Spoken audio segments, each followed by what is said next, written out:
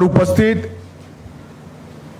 इस क्षेत्र की लोकप्रिय सांसद पूनमबेन मैडम जी,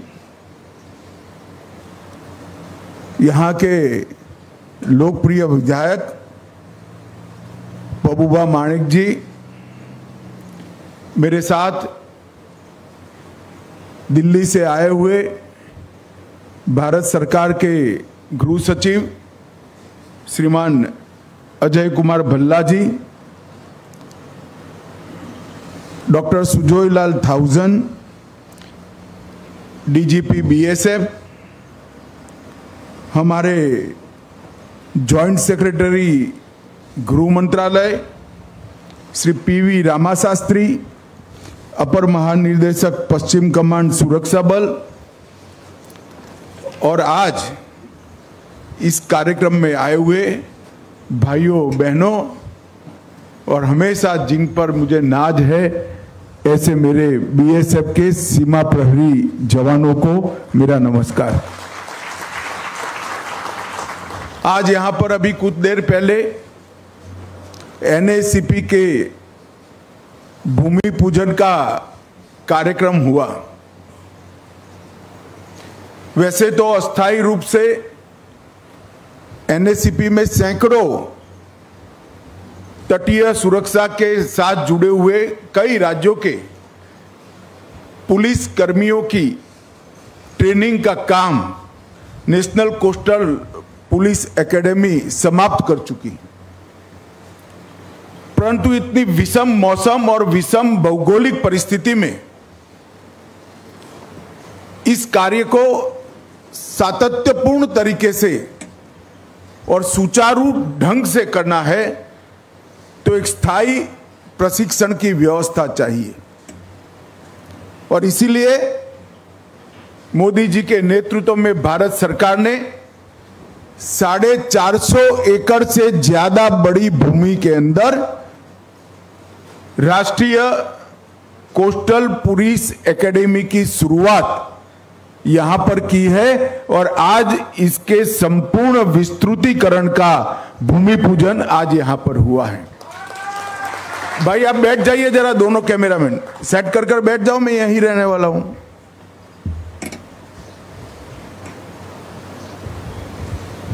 जहां तक देश की सुरक्षा का सवाल है, देश की सुरक्षा का मीमांसा करने वाले सभी सुरक्षा क्षेत्र के पंडित इस बात का स्वीकार करते हैं कि मोदी जी के प्रधानमंत्री बनने के बाद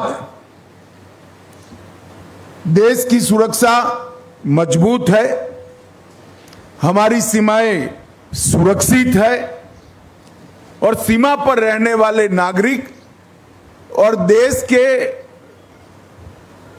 मध्य भाग में रहने वाले नागरिक सभी अपने आप को सुरक्षित महसूस करते हैं। और जब सीमा को सुरक्षित करना होता है तब इसमें सबसे महत्वपूर्ण चीज होती है कि सीमा के हमारे प्रहरियों की रहने की, उनके काम करने की सुविधा में बढ़ोतरी की जाए, उनके परिवारजनों की सुरक्षा और स्वास्थ्य की चिंता सरकार के द्वारा अच्छे से की जाए और उनको आधुनिक से आधुनिक सुरक्षा के लिए जरूरी साधन मुहैया कराए जाए। और ये तीनों क्षेत्र के अंदर नरेंद्र मोदी जी के नेतृत्व में भारतीय जनता पार्टी की सरकार से ने मैं कह सकता हूं कोई कसर नहीं छोड़ी है। सर्व प्रकार की सुविधाएं देने का हमने प्रयास किया है। अभी अभी भारतीय नेवी और एनसीबी ने मिलकर भारत की सूचना एजेंसियों के सहयोग से 12,000 करोड़ रुपए का ड्रग, 12,000 करोड़ रुपए का ड्रग एक साथ केरल के समुद्र किनारे से पकड़ने का काम किया है। मित्रों, पहले एक साल में 12,000 करोड़ का ड्रग नहीं पकड़ा जाता था, 10 साल में यूपीए के शासन में 680 करोड़ का ड्रग पकड़ा गया।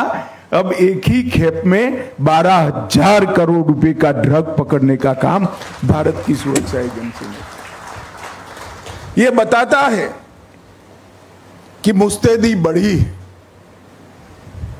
मैं एनएसीपी पर आने से पहले आज का दिन भारत के इतिहास में 2 दृष्टि से महत्वपूर्ण दिन है। आज महान स्वतंत्रता सेनानी जिनकी त्रिपुटी ने अंग्रेजों की नींद हिलाकर रख ली थी, बाल गंगाधर तिलक, लाला लाजपत राय और बिपिन चंद्र पाल, लाल बाल पाल के नाम से ये त्रिपुटी इतिहास में स्वर्ण अक्षरों से अंकित है। आज बिपिन चंद्र पाल जी की पुण्यतिथि है। मैं इस मौके पर बिपिन चंद्र पाल जी को बहुत मनपूर्वक श्रद्धांजलि देकर मेरी बात की शुरुआत करना चाहता हूं।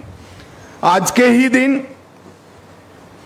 परमवीर चक्र से सम्मानित शहीद पीरू सिंह जी का जन्मदिन भी है। पीरू सिंह जी ने अपने पराक्रम से अपने जान और परिवार की परवाह किए बगैर प्रचंड पराक्रम कर इस देश की रक्षा करने का काम किया।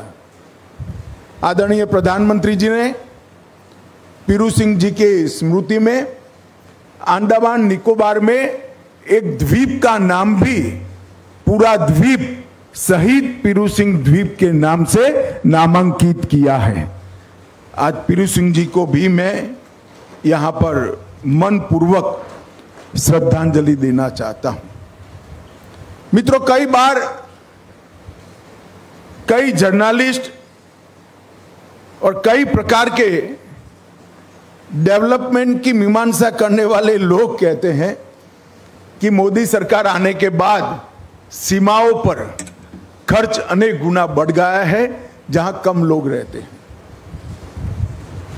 उनका कहने का आशय यह होता है कि भारत के मध्य भाग में जहां जनता रहती है वहां पर ज्यादा खर्च करना चाहिए। परंतु मैं उनको बताना चाहता हूं, जिस देश की सीमा ही सुरक्षित नहीं है, इस देश के मध्य भाग में विकास के कोई मायने नहीं रहते हैं। सीमा के माध्यम से ही देश सुरक्षित है।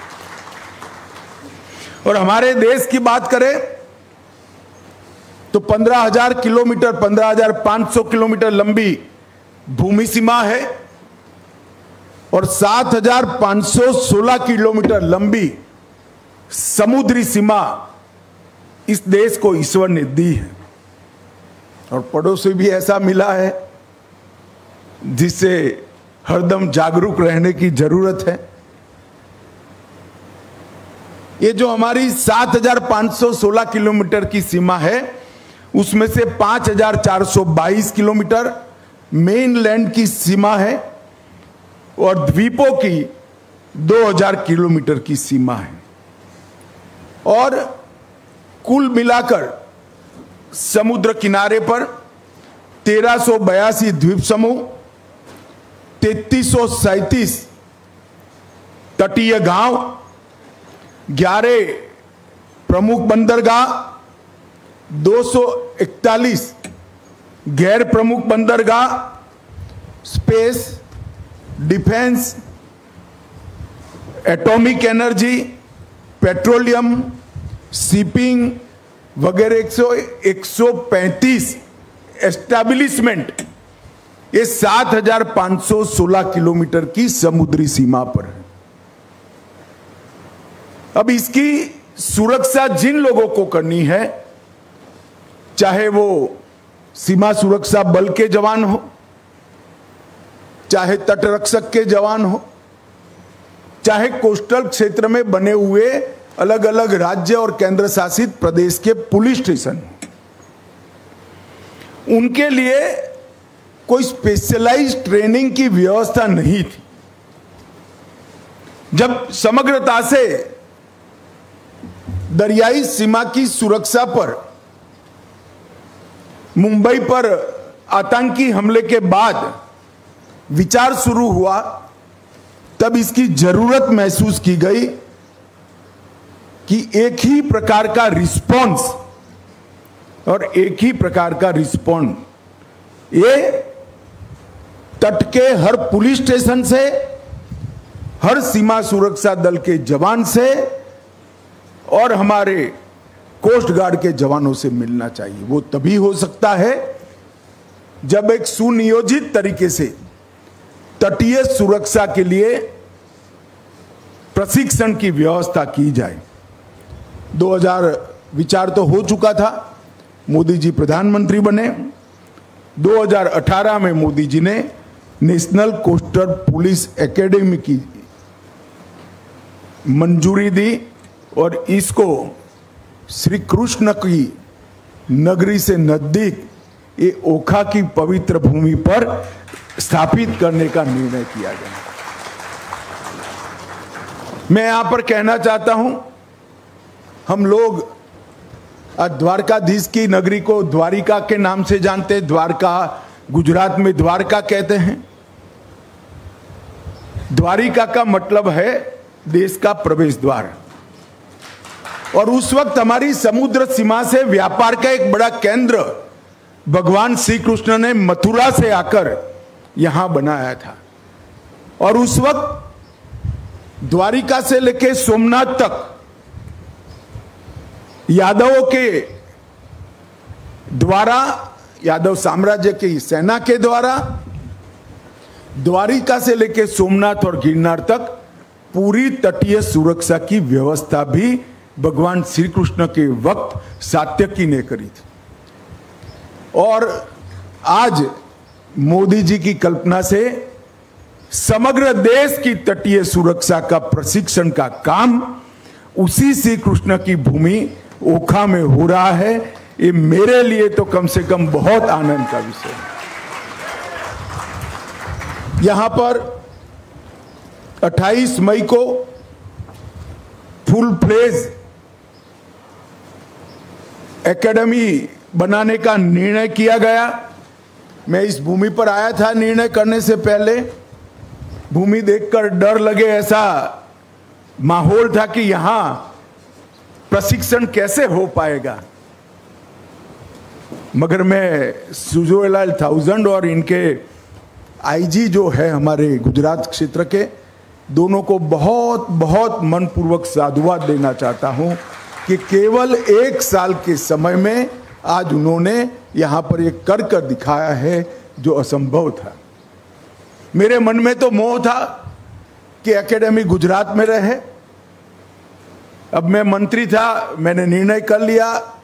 भल्ला जी कुछ बोले नहीं, मगर जैसे हमारे आईएएस अफसरों की स्टाइल होती है, साहब बहुत कठिन भूमि है, हो पाएगा नहीं हो पाएगा, ऐसा कर कर गोलमोल बोलते थे। मैंने बोला भल्ला जी निर्णय कर लो तो हो जाएगा, और आज हो गया। और आज इसका भूमि पूजन हो गया। लगभग 4 फुट नीची जमीन को ऊपर उठाने का एक भगीरथ कार्य बीएसएफ के जवानों ने 1 साल के अंदर पूरा किया है।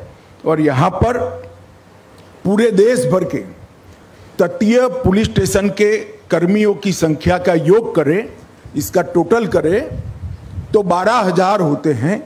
जब ये एकेडमी फुल फ्लेज काम करती हो जाएगी, 1 साल में 3,000 लोगों की ट्रेनिंग की व्यवस्था इस एकेडमी के अंदर होगी। इसका मतलब 4 साल में 100% भारत के तटीय सुरक्षा करने वाले सभी कर्मी की यहां पर ट्रेनिंग समाप्त कर दी जाएगी। तो एक प्रकार से तटीय सुरक्षा को सुनिश्चित करने वाला एक महत्वपूर्ण काम आज नरेंद्र मोदी जी की दीर्घदृष्टि और दृढ़ निश्चय के कारण हो रहा है। और मेरा भी सौभाग्य है कि इसमें मुझे सम्मिलित होने का मौका मिला है। आज यहाँ पर बीएसएफ की अलग अलग 5 कंपनी आउटपोस्ट और एक 18वीं वाहिनी के आउटपोस्ट टावर का उद्घाटन हुआ है। लगभग 56 करोड़ के खर्चे से पाकिस्तान की सीमा को सटकर हमारे सजग प्रहरी अब बड़ी सुविधा के साथ वहां रह पाएंगे और देश की सुरक्षा को सुनिश्चित करेंगे। इसका मुझे बहुत बड़ा आनंद है और मैं हमेशा बीएसएफ के जवानों को कहता हूं, क्योंकि बॉर्डर पर बीएसएफ तैनात है, इसलिए मैं दिल्ली में चैन की नींद रात को सोकर देश को सुरक्षित समझता हूं। बीएसएफ का जो इतिहास है, देश की एक एक इंच जमीन के लिए अपने शरीर का रक्त का अंतिम बिंदु बहा देने तक पराक्रम की पराकाष्ठा बीएसएफ के जवानों ने की। कई मौकों पर युद्ध के समय पर सेना टेक ओवर करती है, तब बीएसएफ को वापिस जाना होता है, मगर कई ऐसे मौके हैं जहां पर बीएसएफ के जवानों ने अपनी देशभक्ति के कारण वापिस जाना मुनासिब नहीं समझा, सेना के कंधों से कंधा मिलाकर दुश्मनों का सामना किया है। और ये बीएसएफ की वीर गाथा समग्र देश के बच्चों को मालूम है। और आज बीएसएफ के जवानों के लिए जिस प्रकार की सुविधा यहां भारत सरकार द्वारा बनाई गई है, इसका मुझे बहुत हृदय से आनंद है। मित्रों, भारतीय नौसेना, इंडियन कोस्ट गार्ड, समुद्री पुलिस, सीमा शुल्क और मछुआरे, ये सभी का एक कंप्लीट सुरक्षा का सुदर्शन चक्र बनाने के लिए एक समुद्री सुरक्षा की नीति नरेंद्र मोदी सरकार ने अपनाई है।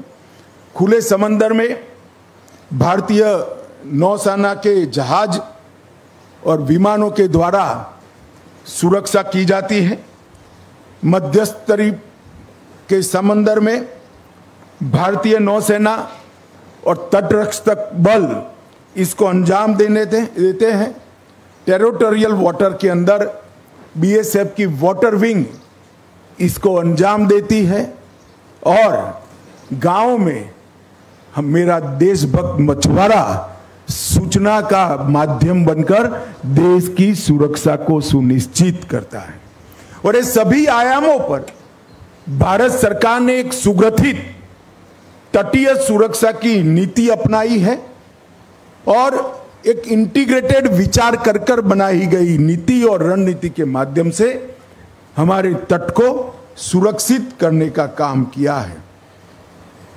मैं इतना ही कहना चाहता हूं कि हमारे देश ने तटीय सुरक्षा की कोताही के कारण ढेर सारे दुष्परिणामों को भोगा है। बॉम्बे ब्लास्ट को देश का कोई राष्ट्रभक्त नागरिक भुला नहीं सकता।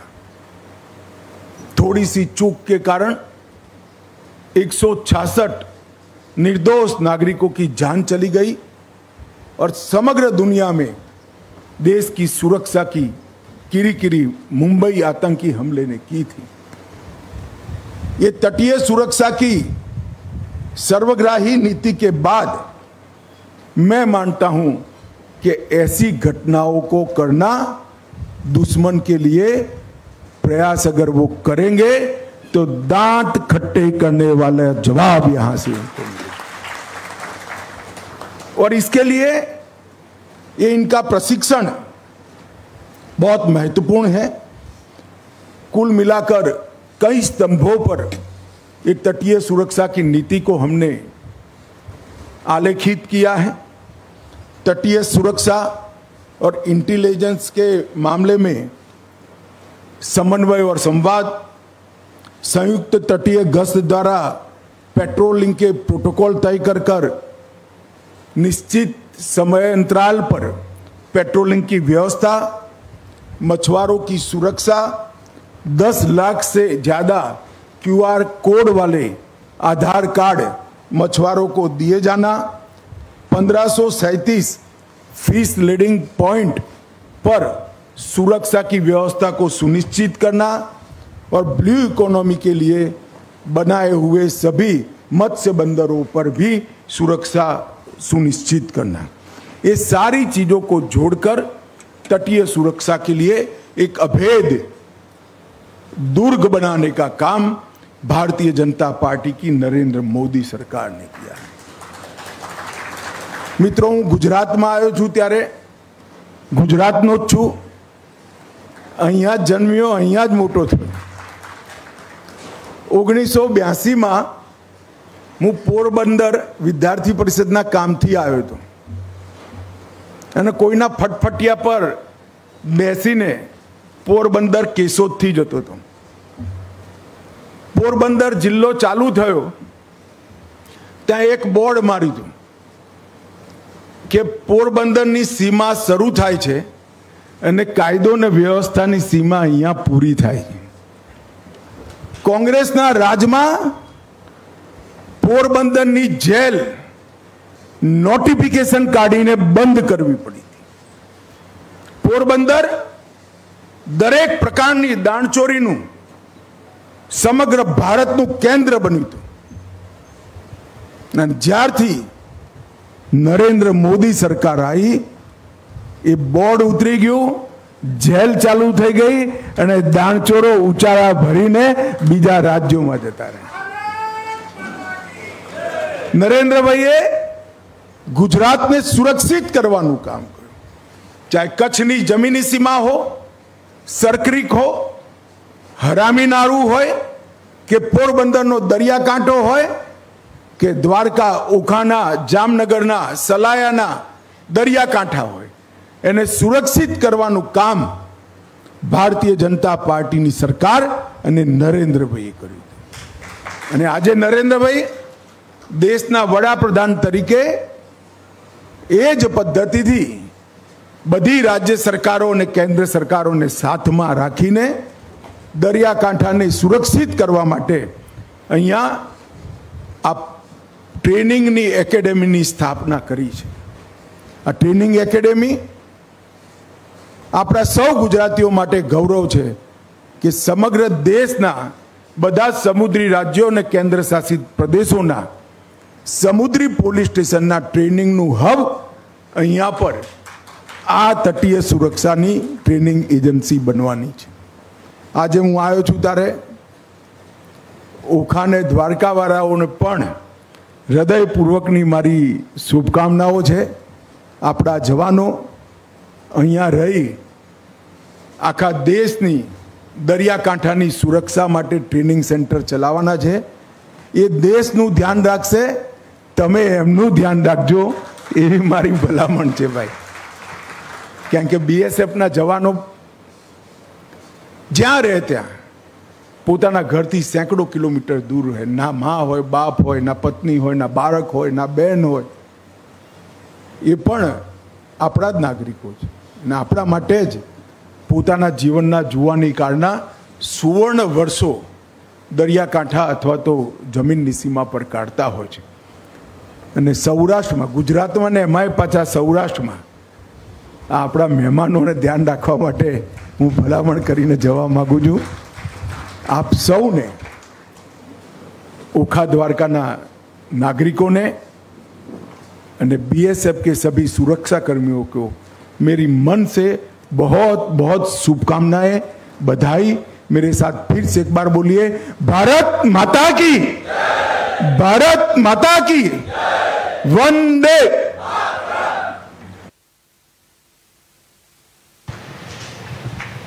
अत्यंत आभार महोदय। निश्चय ही आपके यह आशीष वचन हम सीमा प्रहरियों के लिए मार्गदर्शन कर प्रेरित करते रहेंगे। अब मैं महानिदेशक सीमा सुरक्षा बल से एक बार पुनः अनुरोध करता हूं कि वह